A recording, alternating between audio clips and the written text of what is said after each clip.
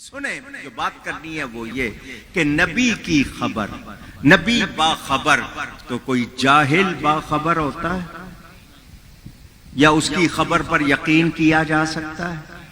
جو لوگ نبی کو ان پڑھ کہنا چاہتے ہیں ایسے لوگ جوتے ان کو مارے جائیں تب بھی ہمارا غصہ ٹھنڈا نہ ہو۔ اور آگے مثالیں دیں جاپان والوں کی، چائنا والوں کی، اور کہیں نبی بدو ہے اور کہیں ہمیں پڑھنے لکھنے سے کیا کام، معاذ اللہ اتنی بات پر اس کی زبان گدی سے کھینچ لی جائے۔ گستاخ، بے ادب، اپنے آپ کو علامہ کہلانا چاہتے ہیں اور نبی کے علم سے انکار کرتے ہیں۔ یہ تو میرے نبی کا معجزہ ہے کہ وہ کسی انسان سے پڑھے ہوئے نہیں لیکن ساری کائنات کو پڑھا رہے ہیں۔ اگر پڑھتے لکھتے تو لوگ کہتے ہیں انہوں نے کوئی خاص کتابیں ہیں، کوئی جنوں کی کتابیں، کوئی دوسری کتابیں، وہاں سے پڑھ کے بول دیتے ہیں، انہوں نے کچھ پوائنٹ لکھے ہوئے ہیں۔ یہ تو معجزہ ہے کہ کسی انسان سے نہیں پڑھے۔ کس سے پڑھے ہیں؟ الرحمن علم القرآن، رحمان ہے جس نے اپنے حبیب کو قرآن سکھایا، اور قرآن میں ہر شے کا روشن بیان، کوئی خشک، کوئی تر، کوئی چھوٹی، کوئی بڑی چیز ایسی نہیں جو قرآن میں نہیں ہے، اور پڑھانے والا رب تعالی ہے، کمی کدھر سے ہوگی؟ نہیں، اللہ فرماتا ہے وَعَلَّمَكَ مَا لَمْ تَكُنْ تَعْلَمْ، اور جو کچھ آپ نہیں جانتے تھے ہم نے آپ کو سکھا دیا۔ اب لفظ ماں، میم الف ماں عربی کا لفظ ہے، اس کی کئی قسمیں ہوتی ہیں، یا تو اس کو لامتناہی مانو یا اس کو عام مانو، کامن۔ اگر لامتناہی مانو تو تم پھنس جاؤ گے، ہم تو مانتے ہیں، ہم تو نبی کے لیے مانتے ہیں کہ ان کا علم ناپا جا سکتا نہیں۔ تم ماں کا لفظ اب کامن کا مطلب ہوگا جو، اب جو سے کسی چیز کو تم باہر نکال سکتے نہیں۔ اللہ فرماتا ہے محبوب جو آپ نہیں جانتے تھے ہم نے آپ کو سکھا دیا۔ حدیث منامی بڑی مشہور ہے، حضور صلی اللہ علیہ وسلم فرماتے ہیں اللہ نے اپنی قدرت کا بے مثل ہاتھ میرے دونوں کندھوں کے درمیان رکھا۔ میں نے بے مثل کہہ دیا تو اب اس طرح کا ہاتھ نہ سمجھے۔ اللہ نے اپنی قدرت کا بے مثل ہاتھ میرے دونوں کندھوں کے درمیان رکھا، فوضع کفہ بین کتفی فوجدت بردھا بین ثدیی، تو میں نے اس کا اثر ٹھنڈک کی صورت میں اپنی چھاتیوں میں محسوس کیا۔ اردو اپنا ترجمہ کروں کہ رب نے ہاتھ رکھا تو سینے میں ٹھنڈ پڑ گئی۔ فَعَلِمْتُ مَا فِي السَّمَاوَاتِ وَمَا فِي الْأَرْضِ، جو کچھ آسمانوں میں تھا، جو کچھ زمینوں میں تھا، مجھے اس کا علم ہو گیا۔ نہیں، ابھی بات ختم نہیں ہوئی، آگے کیا فرمایا؟ فَتَجَلَّى لِي كُلُّ شَيْءٍ وَعَرَفْتُ، ہر شے مجھ پر روشن ہو گئی اور میں نے سب کو پہچان لیا۔ میں ابھی آپ کو سمجھاؤں، ابھی آپ سمجھے نہیں ہیں، سبحان اللہ، آپ نے کہہ تو دیا سمجھے۔ مرتضیٰ صاحب بیٹھے ہوئے، یہ مجھے فون کر کے کہیں کہ مولانا میں مدینہ جا رہا ہوں، تو میں ان سے کہوں گا کہ میرے نبی کو میرا ہو سکے تو سلام یاد رہے تو پیش کر دیجئے گا۔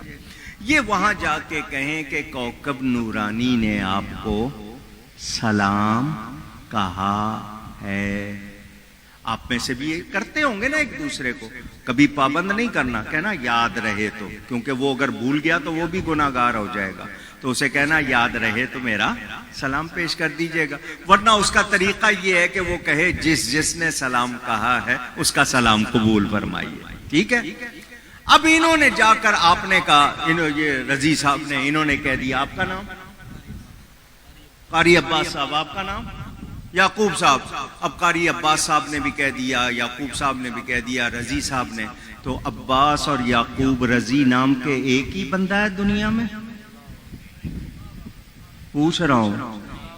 یہ کہیں گے عباس صاحب نے سلام کہا ہے، میرے نبی کہتے ہیں میں جانتا بھی ہوں پہچانتا بھی ہوں۔ کس عباس نے کہا ہے؟ ان کو پتا ہے۔ تو جس کو اللہ اتنا باخبر کرے اس کو ان پڑھ کہو گے؟ افسوس، امی، یہ معجزہ ہے کہ کسی انسان سے کچھ پڑے ہوئے نہیں ہیں، لیکن یہ کہ ساری کائنات سے زیادہ جانتے ہیں۔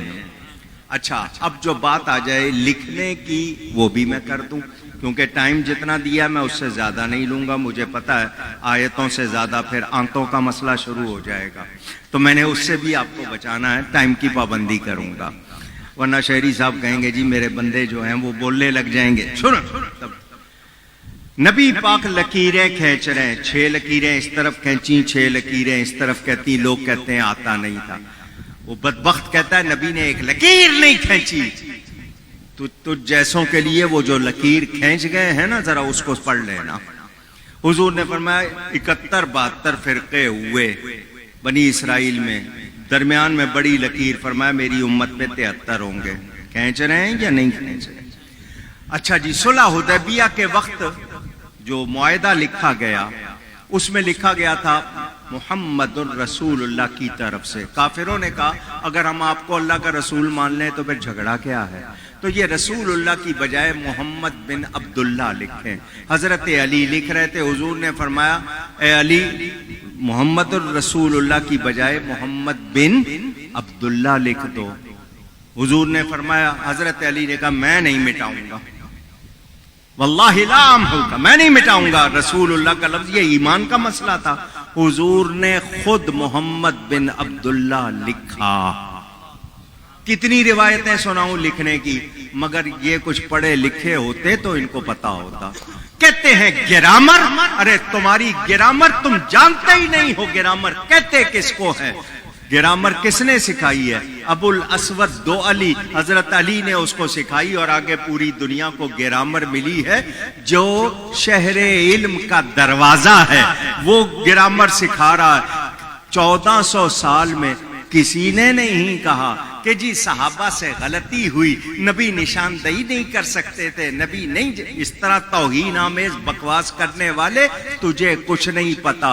ہمارا عقیدہ تمام امت کا یہ ہے کہ 6 سمتیں ہیں، اوپر نیچے دائیں بائیں آگے پیچھے، پوری کائنات میں میرے نبی جیسا جاننے والا کوئی اور ہے ہی نہیں۔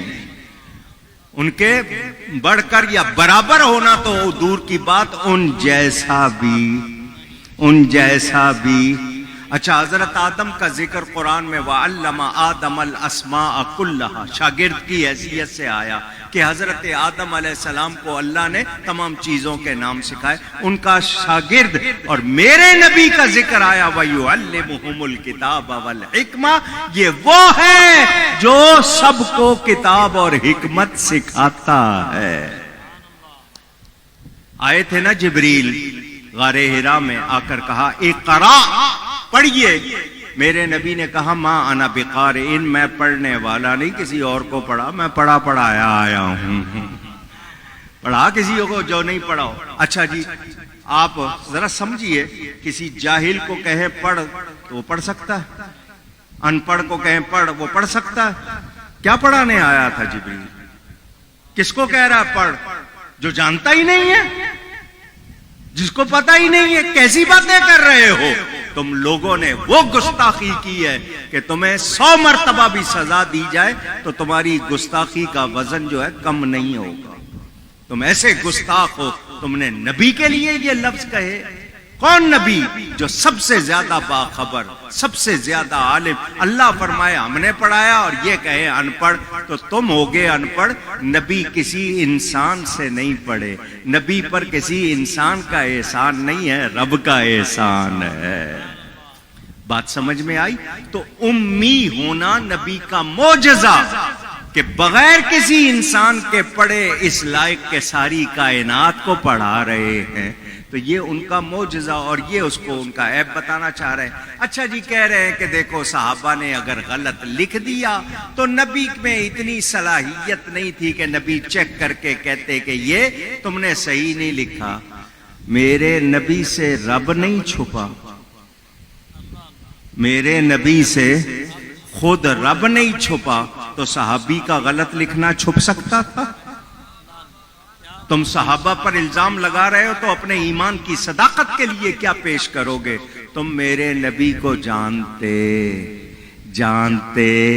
نہیں جو جانتے ہیں انہوں نے کیا کہا، لا یمکن الثناء کما کان حقہ، بعد از خدا بزرگ توئی، قصہ مختصر، حضور آپ کی تعریف کا جہاں تک تعلق ہے ممکن ہی نہیں کہ ہم سے حق ادا ہو جائے، ہم سب کچھ بیان کر کے بھی یہی کہتے ہیں اللہ کے بعد آپ کی شان ہے، اس پہ بات کو ختم کر دیں۔ نہیں، قصیدہ بردہ والے کیا کہتے ہیں، لیس لہ حد، نبی کی شان کی کوئی حد نہیں۔ تو 3 منٹ اوور ٹائم لے لوں۔ حضرت با یزید بستامی سلطان العارفین، عارف کہتے ہیں پہچاننے والے کو، عارفین جمع ہو گئی پہچاننے والوں کے بادشاہ جو رب کو پہچانتے ہیں، یہ لقب ہے ان کا۔ حضرت امام جعفر صادق کے خلیفہ ہیں، اولیاء میں بڑا بلند مقام۔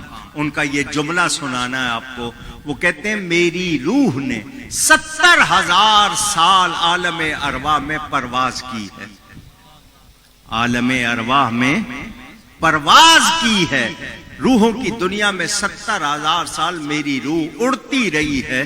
وہ کہتے ہیں مجھے شان مصطفیٰ کی حد نہیں ملی، اور آج کہہ رہے ہیں کہ نبی جانتے نہیں تھے، بدو تھے، معاذ اللہ۔ اس طرح کی باتیں کرنے والوں اللہ تمہیں غارت کرے اور ایسے فتنوں سے ہمیں بچائے۔ ہم اتنا جانتے ہیں میرا نبی امی ہے، امی کا مطلب ام القرا والا بھی ہے، ماں کا مطلب بھی سب کی اصل بھی ہے، اور امی کا مطلب اللہ سے پڑے ہوئے ہیں، کسی انسان سے پڑے ہوئے، اور جتنا وہ پڑے ہوئے ہیں اس کی تمہیں ہوا بھی نہیں لگی۔ نبی پاک کے لیے نامناسب لفظ کہنا، علماء نے لکھا ہے کوئی نبی کے لباس کو میلا کہہ دے حقارت سے کافر ہو جاتا ہے۔ نبی کی جوتی کو عربی میں نعل کہتے ہیں، 2 جوتیاں ہو گئی نعلین، تو نبی کی جوتی کو جتڑی کہہ دے کافر ہو جائے گا۔ اس نبی کے لیے تمہارے اس طرح بھونڈے الفاظ اور اس طرح کا لہجہ، تو تم نے امت میں فتنہ ڈالنے کی کوشش کی۔ کاش حکومت ہوتی فاروق اعظم کی، ایک قرآن پڑھنے والا بری نیت سے قرآن پڑھتا تھا، فاروق اعظم نے اس کی گردن اتار دی تھی۔ تم چیز کیا ہو؟